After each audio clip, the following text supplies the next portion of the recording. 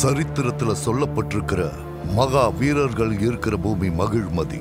ராஜமாதா சிவகாமி சிம்மாசனத்துல விசுவாசத்தோட ரொம்ப சிறப்பா ஆட்சி செஞ்சிட்டு இருக்காங்க. அவங்க கிட்ட இருக்கிற ஒரே ஒரு ஆயுதம் மிக சிறந்த வீரரான கட்டப்பா. அவர் யுத்தத்துல மகா வீரர், அதோட நல்ல விசுவாசியும் கூட. அமரேந்திர பாகுபலி மகிழ்மதியோட எதிரிகளை அழிச்சிட்டு இருக்கும் போது அவரோட சகோதரரான பல்வால் தேவ் பாகுபலியோட முதுகுல குத்திட்டாரு. பல்லா மகிழ்மதியோட சிம்மாசனத்துல உட்கார்ந்தாரு. ஆனா மக்களோட மனசுல என்னைக்குமே அழியாம அமரேந்திர பாகுபலி தான் இருந்தாரு. பல வருஷங்களுக்கு அப்புறம் அமரேந்திர பாகுபலியோட மகன் மகேந்திர பாகுபலி தான் அப்பாவை கொண்டவனை பழி தீர்த்தாரு. அதுக்கப்புறம் மகிழ்மதிக்கு மீண்டும் பொற்காலம் ஆரம்பிச்சிருச்சு. இதுக்கு முன்னாடி நடந்த இன்னொரு கதையும் இருக்கு. பாகுபலியோட உயிர் மூச்சும் மகிழ்மதி சாம்ராஜ்யத்துல ஒன்னோடு ஒன்னா கலந்திருந்தது. இருந்தாலும் பாகுபலிக்கு இன்னல்கள் வந்துச்சு. அதை எப்படி கடந்து வந்தாருங்கிறது தான் இந்த கதை.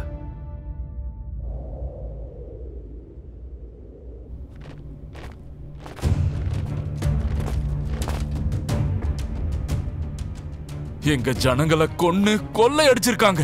ஆனா குற்றவாளி திருடனோ கொள்ளக்காரனோ இல்ல, மகிழ்மதி சாம்ராஜ்யம் தான். வார்த்தை அளந்து பேசு. எங்க அரண்மனையை தேடி வந்து எங்க மேலேயே நீ குற்றம் சொல்றியா? நான் ஒன்னும் சும்மா குற்றம் சுமத்தல, ஆதாரத்தோட தான் வந்திருக்கேன். மகிழ்மதியோட ஆயுதத்தை சின்ன சின்ன குழந்தைங்களுக்கு கூட அடையாளம் தெரியும். இது உனக்கு எங்கேருந்து கிடைச்சது? எங்க ஜனங்களோட நெஞ்ச தொலைச்ச ஆயுதம் இது. தீர்த்த யாத்திரைக்கு போன அப்பாவி ஜனங்க கந்தர் பர்வதத்தில் நடக்கிற பூஜைக்காக எங்களுடைய குலதெய்வம் கருட சிலையை கொண்டு வர போனாங்க. 50 வருஷத்துக்கு ஒரு தடவை தான் இந்த பூஜை நடக்கும். எங்களுடைய ராஜ்யத்துக்காகவும் பிரஜைகளோட பாதுகாப்புக்காகவும் இது நடக்கும். அது சொக்க தங்கத்தால செய்யப்பட்டது. விலை என்னவா இருந்தாலும் சரி, அது எங்களை பொறுத்த வரைக்கும் பொக்கிஷம். தீர்த்த யாத்திரைக்கு போனவங்க திரும்ப வராததுனால அவங்கள தேடி எங்க படை வீரர்கள் போனாங்க. அங்க அவங்களுக்கு கிடைச்சது தீர்த்த யாத்திரைக்கு போன அப்பாவி ஜனங்களுடைய சடலங்கள். ஆனா கருட தேவனுடைய சிலை காணாம போயிடுச்சு. எங்க குலதெய்வ சிலை இந்த அரண்மனையில தான் இருக்கு. அதை திரும்ப கொடுங்க, இல்லனா இதுக்கான பின் விளைவுகளை சந்திக்க வேண்டியது இருக்கும். என்ன யுத்தம்னு சொல்லி மிரட்டுறீங்களா? பிரமாதம். மகிழ்மதிக்கு சொந்தமான ஏகப்பட்ட நிலங்கள் இருக்கு. அது கூட கருட ராஜ்யத்தை ஒரு சுடுகாடா சேர்த்துக்க வேண்டியிருக்கும். ஆதாரமும் கண்ணு முன்னாடி தான் இருக்கு. மகிழ்மதி சாம்ராஜ்யத்தோட ஆயுதம் நாளைக்கு சூரிய அஸ்தமனம் வரைக்கும் தான் உங்களுக்கு நேரம்.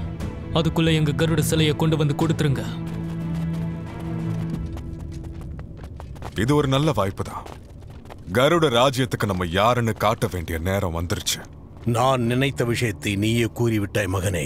பொதுவாக அவர்களது சாம்ராஜ்யத்தில் எதையாவது தொலைத்து விட்டார்கள் என்றால் அது திரும்ப கிடைக்காது என்று சொல்வார்கள். இந்த யுத்தத்தில் வெற்றி கொண்டால் மகிழ்மதி இந்த உலகத்தில் மிகப்பெரிய செல்வந்த நாடாக மாறிவிடும். எதுக்காக யுத்தம்? இப்படி ஒரு குற்றத்தை நம்ம செய்யவே இல்லையே. அவங்க சொன்னதுல இருந்த ஒரே ஒரு உண்மை, மகிழ்மதியில செய்யப்பட்ட ஆயுதம் தான் இது. எந்த படை வீரனாவது சண்டை போட்டு அங்கேயே ஆயுதத்தை விட்டுட்டு வருவானா? இது நம்ம படைய சேர்ந்தவங்களோடது இல்ல. அப்படின்னா அதுக்கு ஒரே ஒரு அர்த்தம் தான். இந்த வாழை வேணும்னே யாரோ அங்க விட்டுட்டு போயிருக்காங்க. மகிழ்மதிக்கும் கருட ராஜ்யத்துக்கும் நடுவில் போற உருவாக்கணும். அப்படி நாம 2 பேரும் சண்டை போட்டா 2 ராஜ்யமும் வீணாகிறது உறுதி. பல்லால் தேவ், படைகள் தயாராகட்டும். நம்ம ராஜசபைக்கு வந்து சவால் விட்டுட்டு போனவங்களை சும்மா விடக்கூடாது. இன்னைக்கு ராத்திரியே அவங்கள திரும்பி போக சொல்லு. அவங்க எதிர்பார்க்கறது நம்ம கிட்ட கிடையாது. அதையும் மீறி அவங்க யுத்தம் செஞ்சே தீர்வேன்னு அடம் பிடிச்சா மகிழ்மதி அவங்களோட ஆசையை நிறைவேற்றும்னு சொல்லு. அம்மா, கொஞ்சம் அவகாசம் கொடுங்க.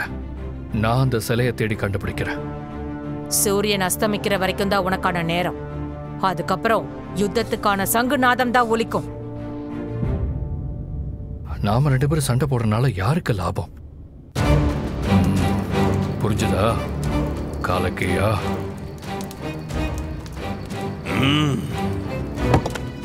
மகிழ்மதி கருட ராஜ்யம்.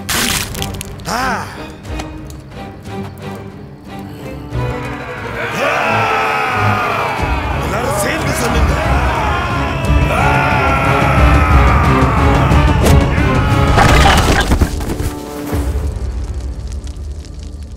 உங்க கொண்டாட்டத்துல இடையூறு பண்ணதுக்கு மன்னிக்கணும். அழிவு ஏற்பட போறது மகிழ்மதிக்கோ கருட ராஜ்யத்துக்கோ இல்ல, அது உனக்குத்தான் நினைக்கிறேன்.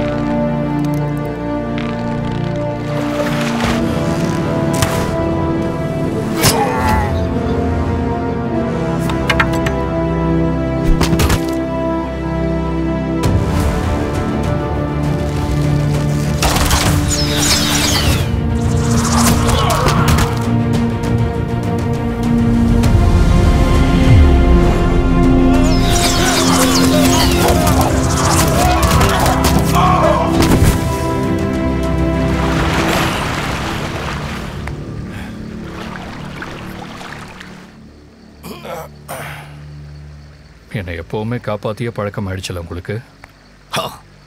நீதான் எப்பவும் ஆபத்தை விலை கொடுத்து வாங்கிட்டு இருக்கிய. என் பாகுபலி ஜெயிச்சிட்டான். நீங்க எனக்கு கட்டளை இடுங்கம்மா. நான் உங்களுக்கு வெளிப்படையா ஒரு மிகப்பெரிய யுத்தத்துக்கு அழைப்பு விடுறேன். கருடராஜ தூதர்களை உள்ள வர சொல்லு. சூரியன் உதயமாயிடுச்சு.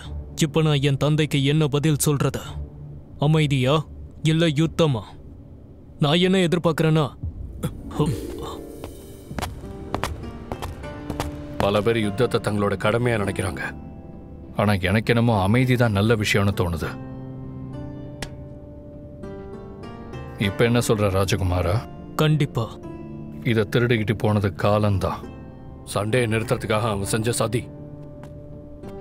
ராஜமாதா சிவகாமி, தெரியாம நாங்க ஒரு தப்பு பண்ணிட்டோம். அது நம்ம 2 ராஜ்யத்தையும் நெருக்கமாக்கிடுச்சு. இன்னில இருந்து கருட ராஜ்யம் உங்களுக்கு கடமைப்பட்டிருக்கு. நட்புறவோட இருப்போம்.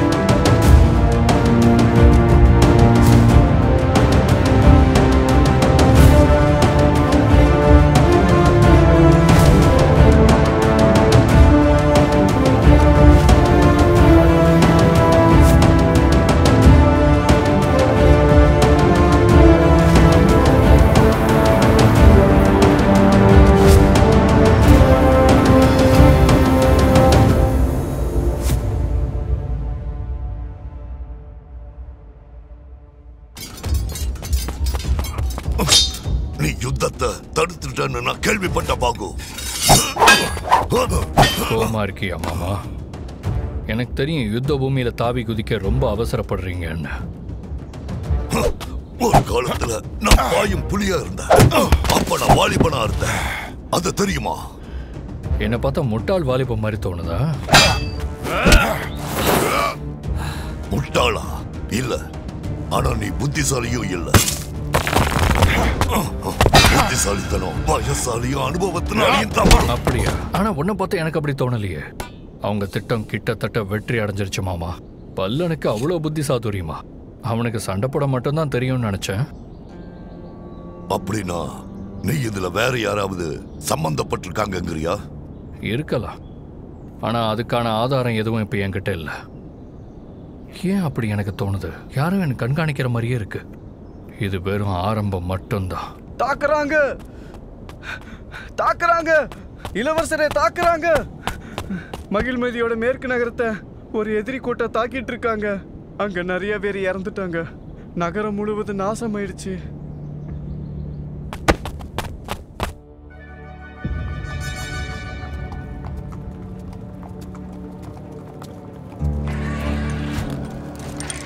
ராஜ மரியாதையோட அவங்களை அடக்கம் செய்யுங்க. மகிழ்மதியோட குடிமக்கள் அவங்க. முதியோர்களுக்கு எதிராக இப்படி ஒரு கொடுமையா? இவங்களால யாருக்கு என்ன ஆபத்து வரப்போது கட்டப்பா? வயசானவங்க சடலங்கள் மட்டும்தான் இங்க இருக்கு. நகரத்துல இருந்த மத்தவங்க எங்க? அது அவன் சொல்லுவான். வீரர்கள் ஏன் கூட நெல்லு பல்லா, இது ஒரு தந்திரம்.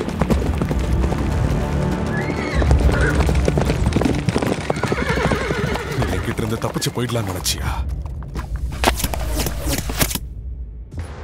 எதிரிகள் விஷயத்துல கவனமா இருங்க.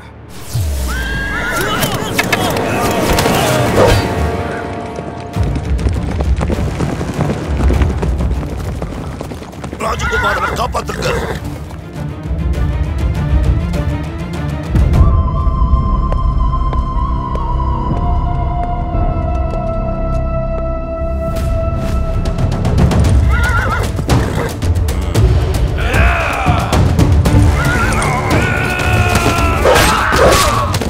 தலைவா, மின்னல் வேகத்துல ஓடி வரான்ல, அவன் தான் கட்டப்பா. நான் அவனோட மோதி பாக்குறேன். அப்ப இவன் தான் மகிழ்மதியோட மா வீரனா? கட்டப்பா, ஒரு மா வீரனோட இன்னொரு மா வீரன் தான் நேருக்கு நேர் மோதணும்.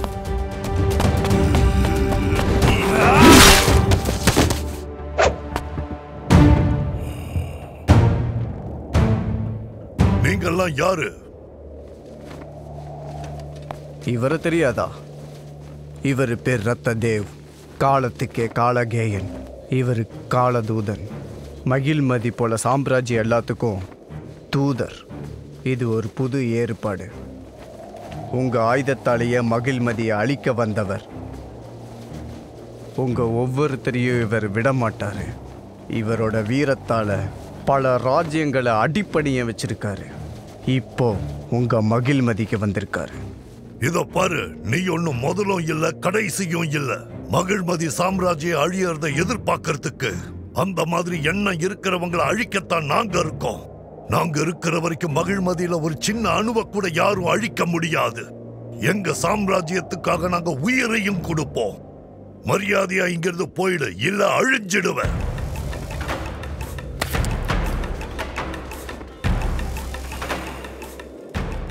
வெற்றி தோல்வி நம்மள யாருக்கு சொந்தம்னு முடிவு பண்ணிடலாமா?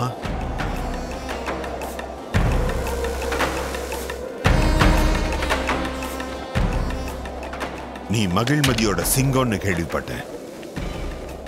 சிங்கத்துக்கும் ஓனாய்க்குமான சண்டையில இந்த சுண்டலிகளுக்கு என்ன வேலை? நான் சிங்கம் இல்ல, மகிழ்மதியோட சிம்மாசனத்தோட நம்பகமான ஒரு அடிமை. நீ அடிமையை விட பல மடங்கு பெரிய ஆளு கட்டப்பா. உனக்கு என்ன தெரியுமா? உன்னை யாருக்கு தான் தெரியாது. உன்னை பத்தின வீர தீர கதைகளை நான் நிறைய கேள்விப்பட்டிருக்கேன். இப்பதான் தெரியுது நான் கேள்விப்பட்ட எல்லா கதைகளும் உண்மைதான்னு.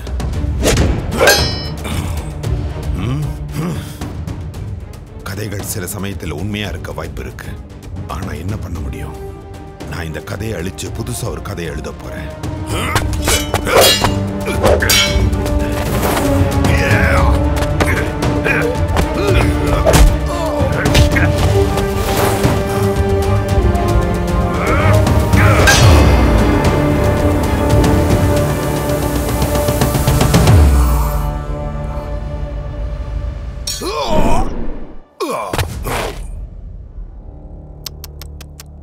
மகிழ்மதியோட வாழ் செதறி போச்சு.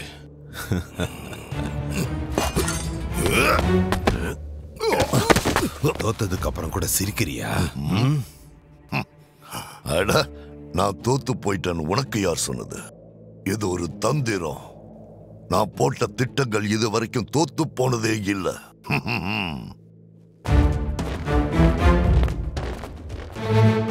கொடியை இன்னும் மேல தூக்கி காட்டு. என்னோட சகோதரன் பார்க்கட்டும் அவனை காப்பாத்துறதுக்கு யார் வந்திருக்காங்கன்னு. கண்டிப்பா பாகுபலி. ஒட்டுமொத்த ஓனாய் கூட்டத்தையும் வேட்டையாடுங்க. ஜெய் மகிழ்மதி! ஜெய் மகிழ்மதி! ஜெய் மகிழ்மதி!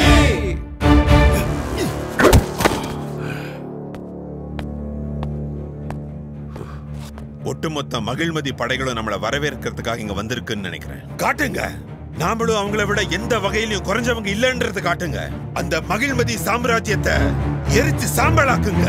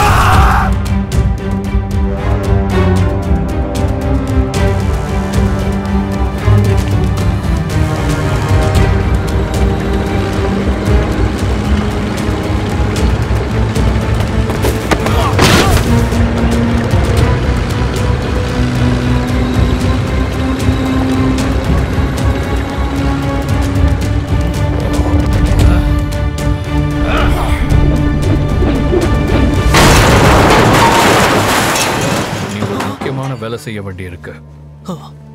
கட்டளை இடுங்கள் பாகுபலி. இந்த கொடியை ரொம்ப பாதுகாப்பா மகிழ்மதிக்கு கொண்டு போய் சேர்த்துரு. சீக்கிரம் போ, சீக்கிரம் பின்வாங்குங்க. சாம்ராஜ்யத்துக்கு திரும்ப போங்க. அவங்க அவங்களுடைய ஆயுதத்தால நம்ம நெஞ்ச கிழிச்சிருவாங்க போல இருக்கு. நம்ம வாள்கள் அவங்க கவசத்தோட மோதினதும் உடஞ்சு போயிருது. அவங்கள கொல்றதுன்றது நடக்காத காரியம். அப்ப உங்க உயிரை காப்பாத்திக்கங்க. அடுத்த தடவை அவங்கள தோக்கடிக்கிறதுக்காக, மகிழ்மதியோட பாதுகாப்புக்காக உங்க அத்தனை பேருக்கும் சேர்த்து நான் ஒருத்தன் இங்க நிக்கிறேன். போங்க போங்க.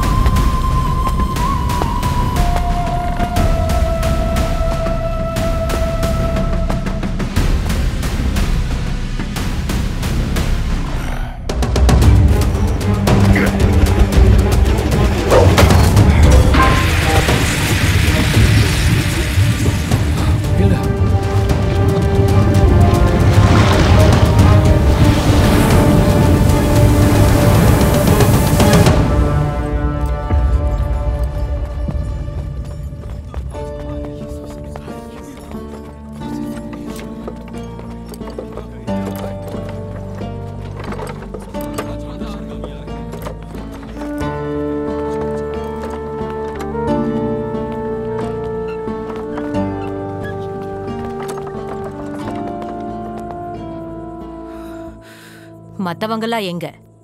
இந்த மாதிரி கொஞ்சம் கூட வலிமை இல்லாத சாதாரண இரும்பால செய்யப்பட்ட ஆயுதத்தை நான் பார்த்ததே இல்லம்மா. அவருக்கு முன்னாடி நம் படைகளோட வாள்கள் கண்ணாடி மாதிரி சுக்குநூறு ஆயிடுச்சு. பாகுபலி எங்க இருக்கான்? உன்னோட சகோதரன் எங்கன்னு சொல்லு. இல்லம்மா, அவனோட உடம்பு மொத்தமா எரிஞ்சு போச்சு.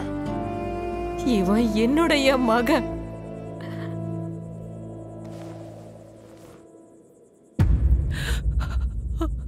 ராஜமாதா, இப்ப நான் உங்க முன்னாடி ஒரு குற்றவாளி. இல்ல கட்டப்பா, நீ எனக்கு மட்டும் இல்ல, இந்த மகிழ்மதி நாட்டுக்கே குற்றவாளி.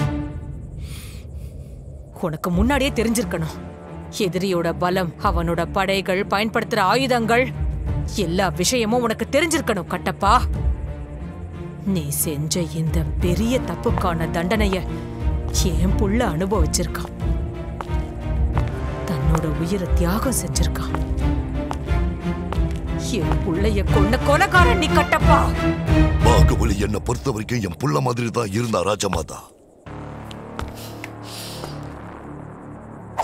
வாய மூடு.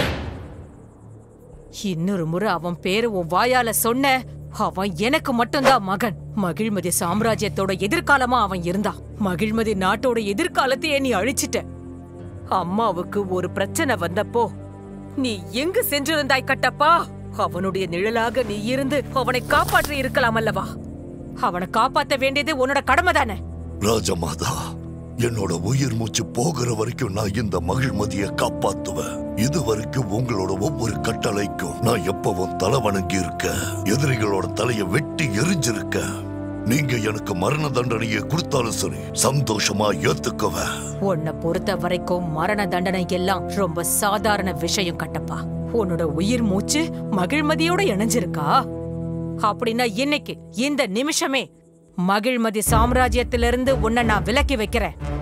இனி இங்க யாரும் உன் பேரை சொல்லவும் மாட்டாங்க. இந்த மகிழ்மதி நாட்டோட வரலாறுல உன் பேரும் இருக்காது. உனக்கான தண்டனை இதுதான். இதுக்கப்புறம் மகிழ்மதி சாம்ராஜ்யத்துக்குள்ள நான் உன்னை பார்த்தா தெருநாய் மாதிரி நீ அடிபட்டு சாவ. என்னுடைய இறுதி முடிவு இதுதான். என்னுடைய முடிவுதான் அரச கட்டளை.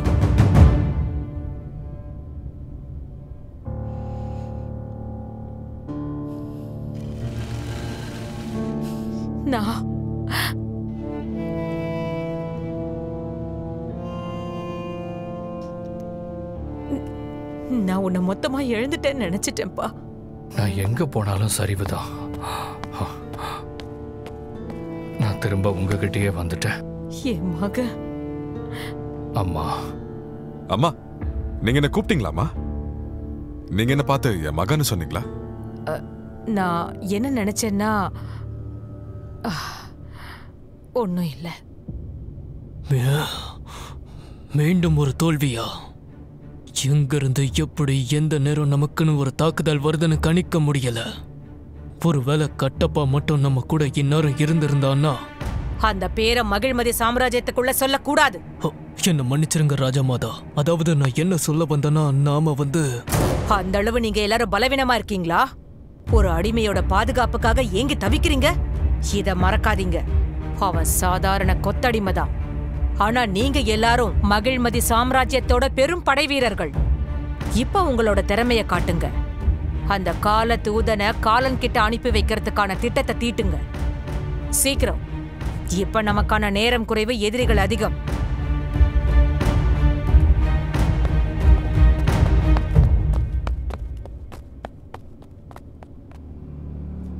இந்த சிம்மாசனத்தில் நீ அமர்வதை நான் காண வேண்டும் என ஆவல் கொள்கிறேன் மகனே. நானும் அதே தான் பார்த்துட்டு இருக்கேன். பாகுவ எங்க அம்மாவோட கண்கள்ல நான் பார்க்கிறேன். பிரஜைகளோட இதயத்துல நான் பார்க்கிறேன். மகிழ்மதி சாம்ராஜ்யத்தோட இதிகாசத்துல பார்க்கிறேன்.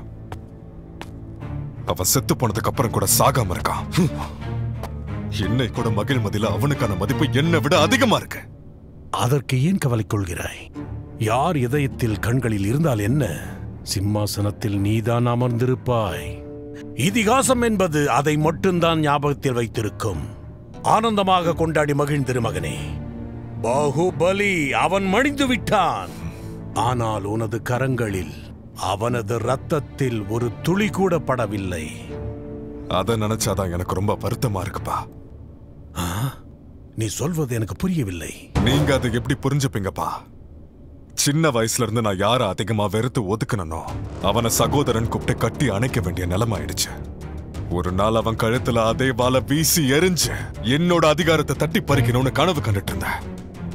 கையில மட்டும் ரத்தக்கரை படிஞ்சா பத்தாது, அவனோட ரத்தத்துல மொத்தமா குளிக்கணும்னு ஆசைப்பட்டேன். பாகுபலி பாகுபலியை நான் தோக்கடிச்சிட்டு நான் அந்த சிம்ஹாசனத்துல இடம் பிடிக்கணும்னு நினைச்சிட்டு இருந்தேன். பாகுபலியை நானே என் கையால கொல்லணும்னு ஆசைப்பட்டேன். இப்ப மக்கள் மனசுல குடியிருக்கிற அவனை எப்படி கொல்றது?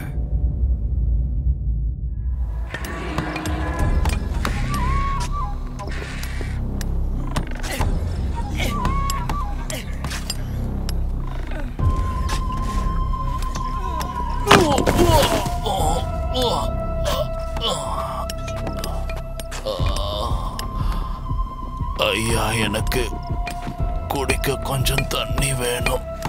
தாகத்தால தொண்டை ரொம்ப வத்திடுச்சுங்க ஐயா. உனக்கு இலவசமா தண்ணி வேற வேணுமா? எந்திரி, வேலையை செய். உங்களை மாதிரி சோம்பேறிங்களோட நடிப்பெல்லாம் எனக்கு நல்லா தெரியும். எந்திரி.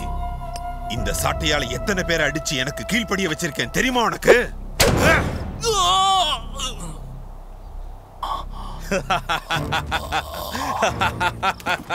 நடக்க முடியலனா தவழ்ந்து போ, ஆனா வேலை நிக்கவே கூடாது. ஐயா, அடிக்காதீங்க, இரக்கம் காட்டுங்க. இரக்கமா? நாலா பக்கம் சுத்தி பாருடா முட்டாள். நரகத்துல கருணை காட்ட சொல்ற? முதல்ல வேலை செய், இல்லனா செத்து போ. சரி, நீ இன்னைக்கு பசியோட இருக்கிற கழுகுக்கு இரையாயிடுவ. நீ எல்லாம் அதுக்குதான் லாயக்கு.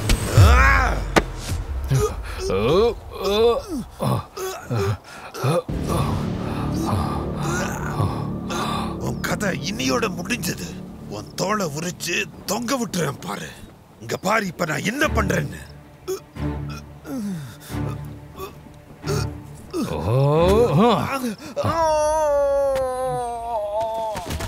என் கைய பிடிங்க மாமா, எந்திரிங்க, நிம்மதியா ஓய்விடுங்க. நீ அவனை கொன்னுட்டியா? அவங்க யாரும் உன்னை விட மாட்டாங்கப்பா. இந்த நரகத்துல இருந்து தப்பிச்சிரு. வேற யாராவது இங்க வந்து பாத்துட்டாங்கன்னா கொன்னுருவாங்க. போயிடு. தனியா தப்பிக்கிறான் தான் நான் எப்பயோ தப்பிச்சிருக்க மாட்டேனா? நான் இங்கேருந்து போகும்போது உங்க எல்லாரையும் கூட கூட்டிட்டு தான் போவேன். அவங்க வராங்க. யாரா இருந்தாலும் வரணும்.